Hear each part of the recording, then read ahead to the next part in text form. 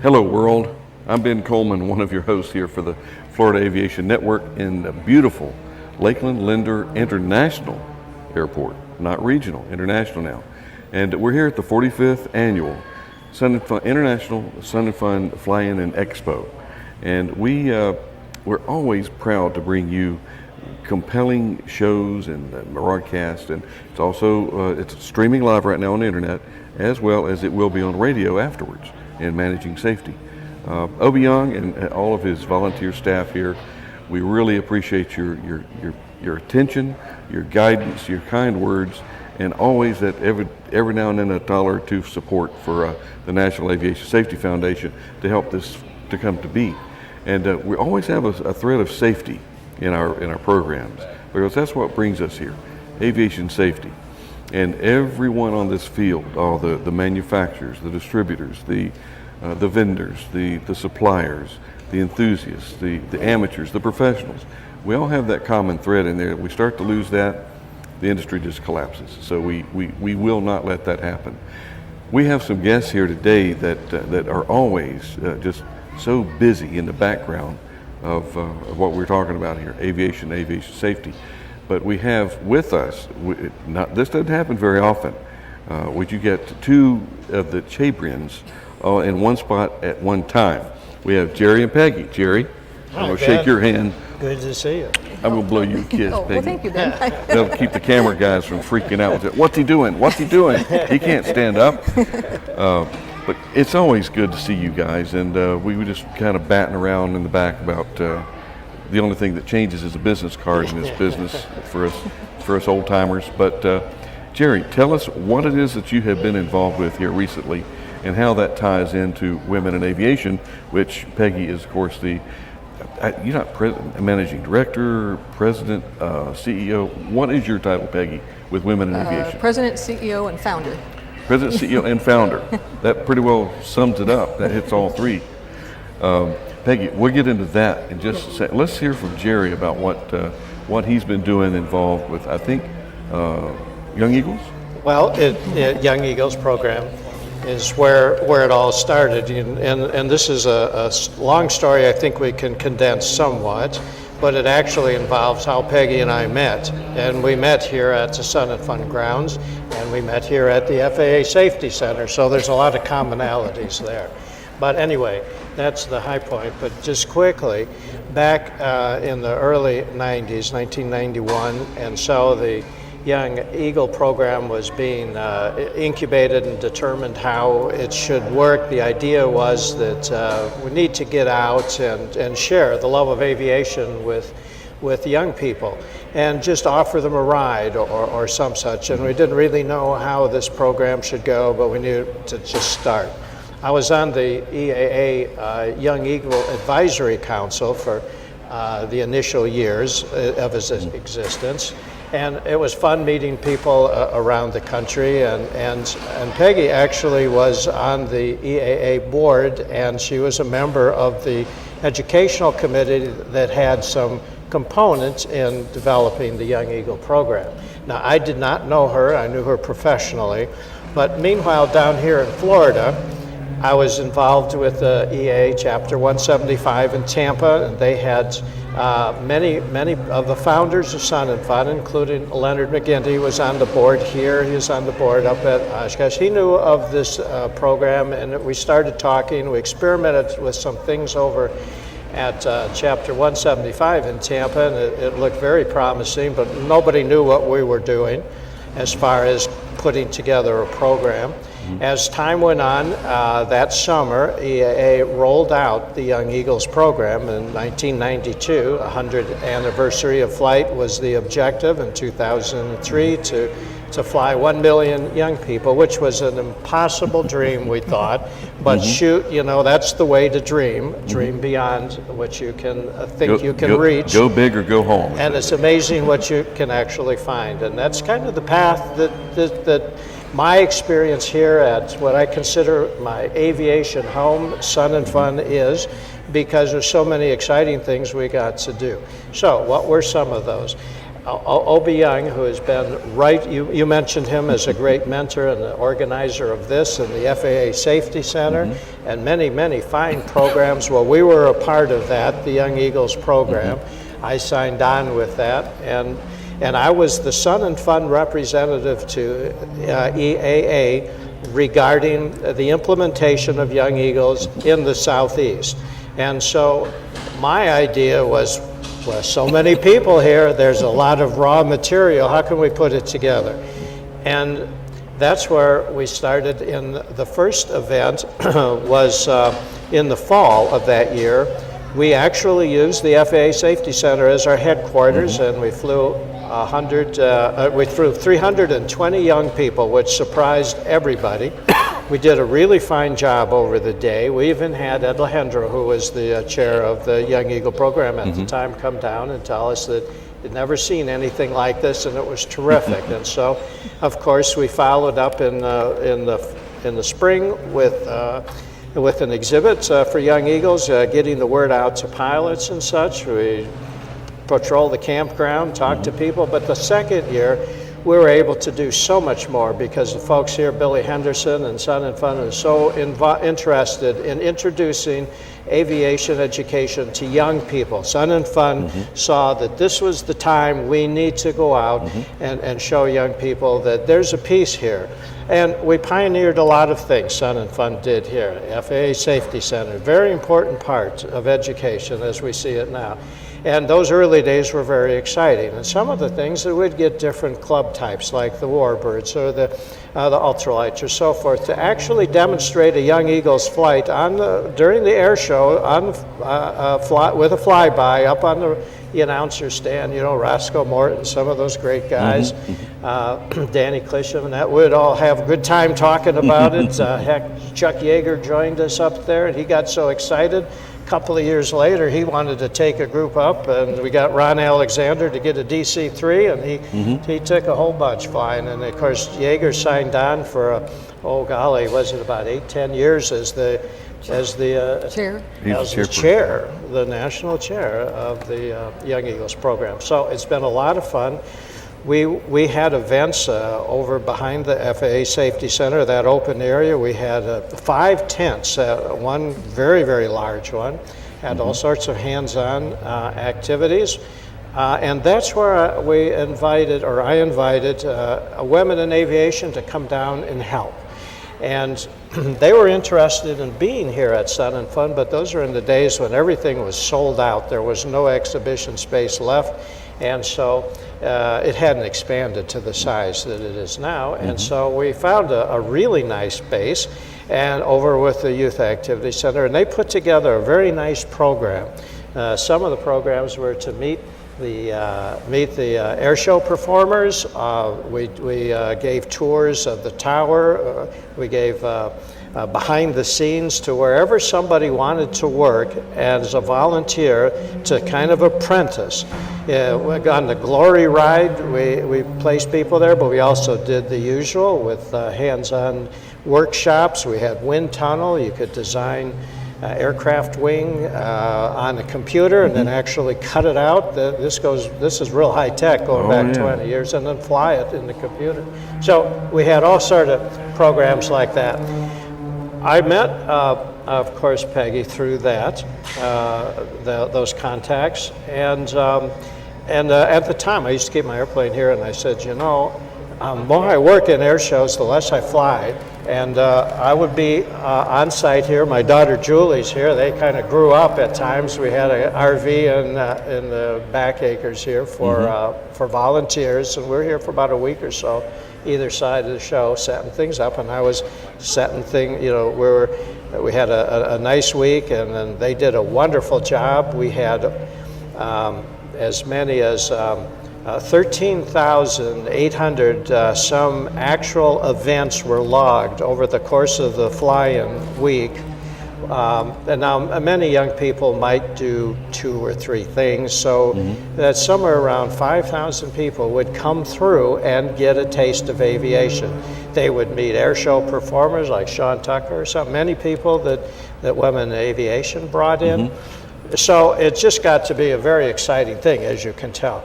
We produced a training video, so to speak, not the official training, but this is what it's like, a briefing for you as a young eagle to go on a flight.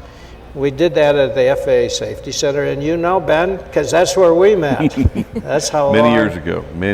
It's really exciting, actually, to see you here and to talking to you and to talking to Obi, as it brings back all those wonderful times. Like yesterday. It was yesterday, as a matter of fact. Right? Anyway, you remember we talked about we'd have the young people in the audience. They would receive their briefings. We would hear what to expect and what the instruments look like, and they could assist. And if everything still looked good, they might be able to actually hold the airplane straight and level for a while. We did that. So we produced the videos. We did other videos too. We worked with the Boy Scouts. Obie had a Boy Scout troop that we regularly came in here, or several troops. He had an event, and we supported that. I remember taking some of those Cubs, Boy Scouts flying. You did? In a Chabrian I had out here, and I think I took 3 or 4 of them up. They just loved it. They said, "I like the stick." But, what a great way to introduce to flight in a Chabrian. It is. It's a lot of fun. Jerry, I've always regarded you as a statesman of aviation, and I've looked at Peggy as the monarch of aviation. She is the matriarch of aviation. When I think of women in aviation, I think about Peggy Beatty, Chabrian. And also, I remember seeing a picture in your classroom as we were, back when I was in TSB, you would have me in as one of your guest speakers. Over at Embry-Riddle in Daytona. Yeah. And you had a picture of you in your pits. It was a friend's pits. Oh. It wasn't, I wish it was mine. No. Oh, I'm sorry, it wasn't crushed. mine. I'm sorry. I am crushed. I wish it was mine. But no, it looks so natural, though. It was an FAA safety education career kind of. Yeah. But it was natural, and I was just as dedicated as she was to her students in college students. I said, this lady has really got it together, and back before these guys got hooked up, he said, "Hey, did you see Peggy and Jerry are talking? They were kind of friendly." I said, "Wouldn't that be funny if these guys got together? Can you imagine what they could do together?" Holy man. So here we sit, and many years later, but I'm just enthused about what the future years are going to bring, because women in aviation, I mean, you have grown. Peggy, we talked the other day, leaps and bounds as your organization has grown. We have over 14,000 members currently, all around the world. Members come from, and 130 chapters all around the world. Just had our annual conference, our 30th annual conference about 3 weeks ago out in Long Beach, California, with over 4,500 attendees. And it's men and women from all parts of aviation, general aviation, airlines, military, business, and all different aviation backgrounds. We have a lot of pilots, about 65% are pilots, but we have air traffic controllers, mechanics, business owners, all different students who join the organization. And well, aren't we all students? yes, we're always learning. We're always learning. Yes. Now, I did have an aerobatic airplane at the time, but it wasn't that Pitts. I had a Cessna 150 Aerobat. Okay. But I did get to fly the Pitts, but it wasn't mine. All right. Well, Who was your instructor? Bill Kirshner, William K. Kirshner was my aerobatic instructor. Well, no wonder. That's aerobatic. And anybody, Bill Kirshner, I don't know if you've not read any of Bill Kirshner's books, they're still out there. He's left us. Yeah. He flew west many years ago, but his legacy lives on. Yes. And always pull up some of Bill's books and read them. But what can you tell us? And I know congratulations on your Master Pilot Award. Thank you. Yes. Thank you. Just had that ceremony just a few minutes ago, and talked a lot about Jerry's contributions to the aviation education and setting up the Youth Activity Center here at Sun and Fun. And also, you know, Peggy's a lot like Obi. If you ever say, what are you doing? That means that you got a job. And well, I got a job. I was asked to join the board of directors. And so I did in the initial years. Yes. And then moved on to other support roles and still are doing those things, involved with the volunteers of the organization and some of the infrastructure and whatever else needs to be done. You know how that works. I know it well, and there's a lot to be done. We and again, I'm going to bring back. We are just a sliver of the pie chart of the world population in the U.S. How many? 300 million population U.S. Yeah, 320 plus. million. Yeah. And there's 500,000 certified pilots. It's down to 370,000, I think. No, Peggy. That's going the wrong direction. It is going the wrong direction, you're right. We've got to get the startups to be finish-ups. There's a lot of people that start in aviation and they kind of fizzle out. So there's got to be a reason for that. It's not because of lack of enthusiasm, lack of available aircraft. But things I see on the horizon, the FAA is coming around. They're being a little bit more user-friendly, and they're morphing into more of a kinder, gentler. And we've seen it go kinder, gentler, Gestapo, kinder, gentler, Gestapo. But I think we're in the kinder, gentler cycle at this page, and we've got to take advantage of that, because when our regulators say we need more pilots. Well, I was going to say, it's a good time. There's a big need for pilots and mechanics right now.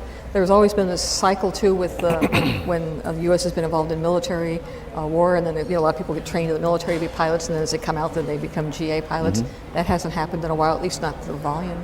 But I was going to throw in a plug to scholarships. There's a lot of aviation-related scholarships out there. Women Aviation offers several, but there's also, I know, AOPA, EAA, the whole, alphabet group, pretty much Sun 'n Fun, also has aviation scholarships, and people need to take advantage of those. And there is so much coming and around the corner, and I'm getting involved now in my golden years. Is that what or the aluminum years? Why do they call it golden when your hair turns gray? But involved with the media. I've found that, remember Brad Irwin, Pilot Mag, the glossy Pilot magazine? Yes. Brad Irwin and I are talking together, and aerotelevision.com, of doing a streaming video of just nothing but space, aviation, and we're going to put this together and make it happen, where it's the place where you go to get your education, your training, and the scholarship foundation and so forth. And Florida Aviation Network is going to be part of that group, but Brad and I, we're serious about it, because media is one way to really reach out, and there's so many what I call closet pilots out there, never been to an airport, they love aviation, they love to watch aviation shows, but they just don't, that one little final push to get them involved in the industry. And I think people too, and I know, Jerry, when they're doing your Master Pilot Award presentation today, is kind of reflecting, the different pictures and things. Some people think, the only thing I can do as a pilot is be an airline pilot or military pilot. But there's so many other things people. You've used aviation for your businesses over the years, transportation, and also, it's aviation for fun. Personal, that people don't always stop and think about that. It's the nice thing about using aviation for work or for personal or for vacation is that it's as much fun getting there as it is being there. And so that's one of the great loves of rewards of loving aviation. And I would really like to see it develop to the point where, there's the takeoffs are optional, but landings are mandatory. Is that what they say? Yes. And when somebody, I cannot tell you the number of investigations I was involved in, and it's just sickening. For the day after, it's beautiful blue sky, and all you hear is family members say they just felt like they had to get home, the get home-itis aspect. But I think we have developed that if you get weathered in or socked in, it's okay. It's okay. There'll always be tomorrow. Yes. There's very few things that it's worth risking your life and the life of your passengers, just because you're pushing the elements. That's right. there's something that, of course, I is very much prone to that anticipation, and you want to get there and you want to accomplish. That's kind of built into pilots. But the other thing is that I like aviation so much, I want to do it another day too. So then, okay. And you know what? When you do stop, it's amazing what you find. You get an airport car, they tell you go out here and see this place or do those things, and that's added a richness that I would have missed if we flew commercially or such. And so there's great advantages to saying, well, this is enough for today. Weather's not right or whatever. You just brought back a flashback of I was bringing an airplane back from somewhere, and I called Melody, baby, I'm stuck in Jackson, Mississippi.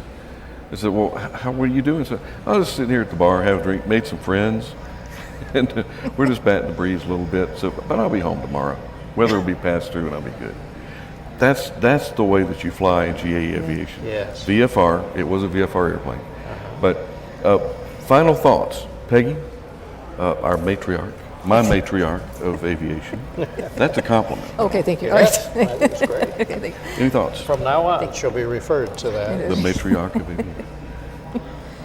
Final thoughts. Final thoughts. Tell us. Oh, just that talking here about sun and fun, and a great place for anybody who's involved in aviation to come and just have fun, have a good time, and just I'd say another shout out to Jerry. Congratulations on the Master Pilot Award Thank today. you. That's exciting.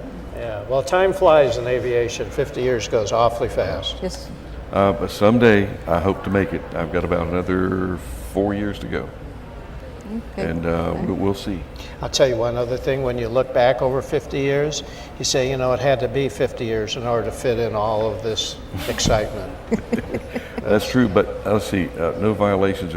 That gives me 4 more years to get violated. Just don't let the FAA know. Oh, there you go. We'll keep it a little secret. Jerry, final thoughts. Oh.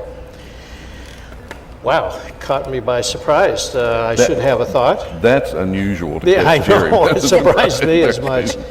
I'll tell you what, I'm glad to be what I consider my aviation home, and to meet and see and reunite with people like Ben and many others here.